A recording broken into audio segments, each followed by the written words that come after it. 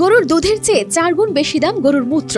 কারো কাছে এই মূত্র অপবিত্র হলেও ভারতের রাজস্থানের বাসিন্দাদের কাছে এটি যেন সোনার মতোই দামি। এমনকি গরুর মূত্রকে সর্বরোগের মহৌষধ বলেও দাবি তাদের। গরুর মূত্রের এত চাহিদা যে কোনো উদ্যোক্তা রাতভর জেগে থাকেন কখন গরু মূত্র বিসর্জন দিবে, কেননা সময় মতো দুধ সংগ্রহ করা গেলেও মূত্রের জন্য থাকতে হয় কড়া সতর্কতায়। এখানে 1 লিটার দুধের দাম সর্বোচ্চ 35 থেকে 48 রুপি হলেও 1 লিটার গোমূত্র বিক্রি হয় 175 থেকে 350 রুপি পর্যন্ত। খামারিরা জানান, মূত্র সংগ্রহ করা দুধ দোহানোর চেয়েও কঠিন। রাত জেগে অপেক্ষা করতে হয় এবং সঠিক সময় মতো সংগ্রহ না করলে এটি অপচয় হয়ে যায়। তবে রাত জাগার এই কষ্ট তারা মেনে নিতে প্রস্তুত, কারণ এর লাভ দুধের চেয়ে অনেক বেশি।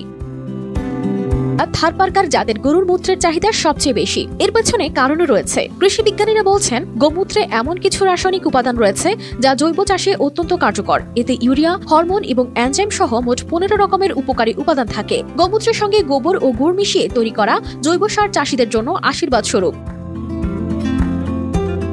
রাজস্থানের মহারানা প্রতাপ কৃষি বিশ্ববিদ্যালয়ের গবেষকরা জানান, তাদের গবেষণায় গোমূত্রের ঔষধি গুণও প্রমাণিত হয়েছে। এটি শুধু জৈব সার হিসেবেই নয়, হিন্দু ধর্মের পূজা অর্চনার জন্য ব্যবহৃত হয়। পঞ্চগব্য নামে এক বিশেষ উপাদান তৈরিতে গোমূত্রের গুরুত্ব অপরিসীম। সম্প্রতি ভারতের স্বাস্থ্য মন্ত্রণালয় এক ভুয়া খবর নিয়ে সতর্কতা জারি করেছে। বলা হয়েছিল, গোমূত্র বিক্রির জন্য সরকার অনুমোদিত লাইসেন্স দিচ্ছে, কিন্তু এটি ভুয়া প্রমাণিত হয়। এ নিয়ে আরও গবেষণা ও সচেতনতা তৈরি করার প্রয়োজন বলে মনে করছেন বিশেষজ্ঞরা।